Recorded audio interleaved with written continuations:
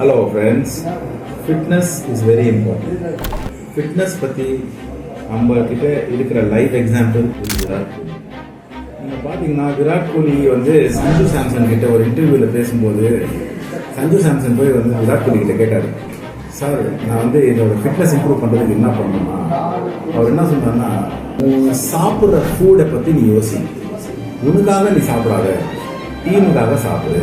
அப்படின்னா என்ன அர்த்தம் அப்படின்னா, நீ வந்து ரசித்து சாப்பிட்ற ஃபுட்டெல்லாம் கிரிக்கெட் கெரியர் முடிஞ்சதுக்கப்புறம் சாப்பிடு. இப்போ சாப்பிட வேண்டியது ஹெல்த்தி ஃபுட். நீங்கள் விராட் கோலியோட ஃபுட் பார்த்தீங்கன்னா அவர் வந்து நான்வெஜ் சாப்பிட்றதில்லை, ஆயிலி ஃபுட் சாப்பிட்றதில்லை. நீங்கள் நினச்ச மாதிரி பிரியாணி, பீஸா, மற்றபடி உங்கள் சாண்ட்விச்சஸ்ஸு, பாஸ்டா அதெல்லாம் அவர் சாப்பிட்றதே இல்லை. நீங்கள் பார்த்தீங்கன்னா அவர் வந்து ஒரு நாள் ஒரு சோலா பூரி மட்டும் அவரும் அவங்க ஒய்ஃப் போய் டெல்லியில் சாப்பிட்டதுக்கு 3 நாளாக யோசித்து அதுக்கப்புறம் தான் போய் அந்த சோலா பூரியை சாப்பிட்டாங்க. அதை சாப்பிட்டு திரும்பி எக்ஸ்ட்ரா ஃபிட்னஸ் பண்ணி அதை கவர் பண்ணாங்க. ஸோ நீங்கள் பார்த்தீங்கன்னா 80% of fitness is diet, 20% is exercise.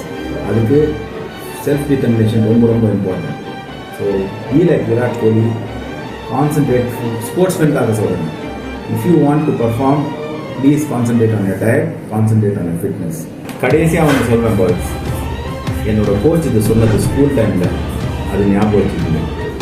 எருமை மாதிரி தின்னா எருமை மாதிரி ஓடுவேன், மான் மாதிரி தின்னா மான் மாதிரி ஓடுவேன்.